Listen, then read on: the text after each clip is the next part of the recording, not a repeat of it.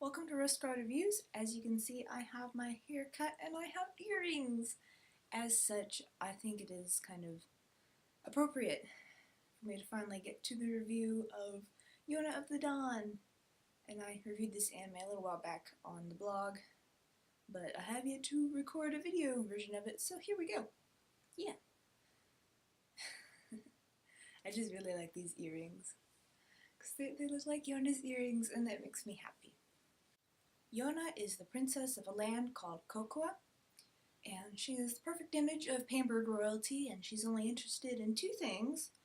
One, keeping her wild red hair under control, and two, crushing on her cousin Suwon, which back then that was legal in jazz, so we're just not going to get into that, but yeah.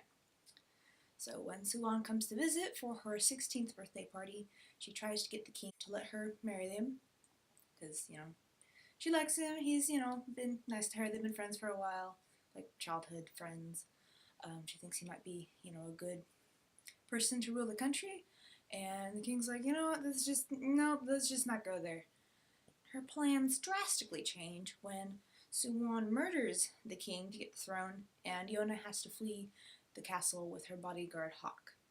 So as you can see, things get real fast. As they're trying to escape being murdered themselves, they decide to search for the legendary dragons of legend in an attempt to just kind of stay alive and have some manpower so that way they don't die.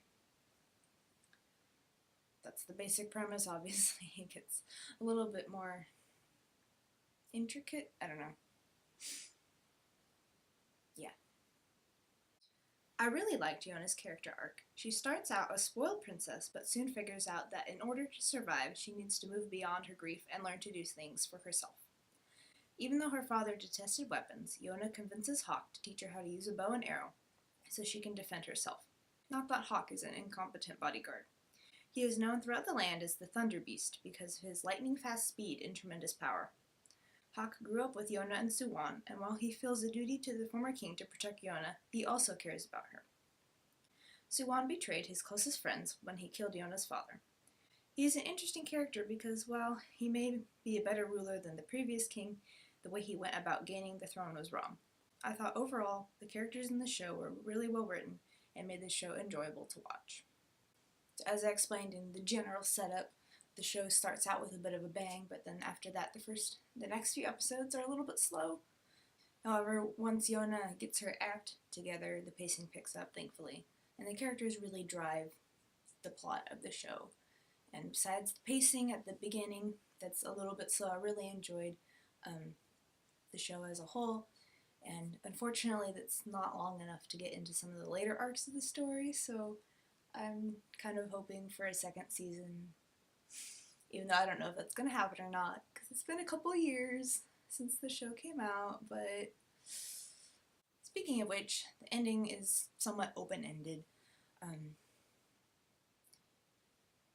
don't think this is too much of a spoiler to say, but at this point Yona has found, all the dragons, and she's kind of set with the question of, okay, you have this power, now what are you going to do with it?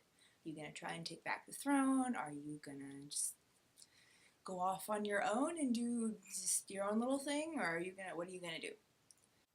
Even so, loose threads aside, the show ends on a good note, kind of gives the viewer a feel of resolution, and even though I wanted there to be a second season, I'm fine with the ending that is there now, just because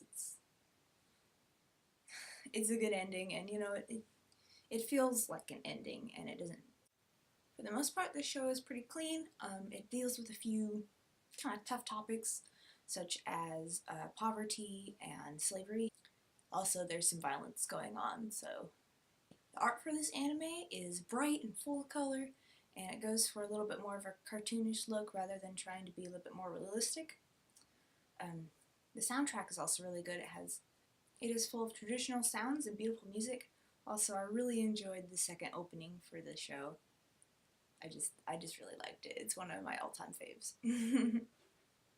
There are no fillers for this anime. It's about 24 episodes long, And if you would like to check it out, you can go to either Hulu, Crunchyroll, or I believe Funimation also has it through their website. So, just, yeah, I would encourage you to watch it. It's kind of one of my top fives. I guess I should have given a disclaimer at the beginning of the review, being like, hey, this is one of my favorite shows. I'm going to try and do it non-biased. But I think I did a pretty good job because I didn't gloss over some of the parts that I feel like weren't as great. But I really enjoyed the show as a whole, and I hope you do too.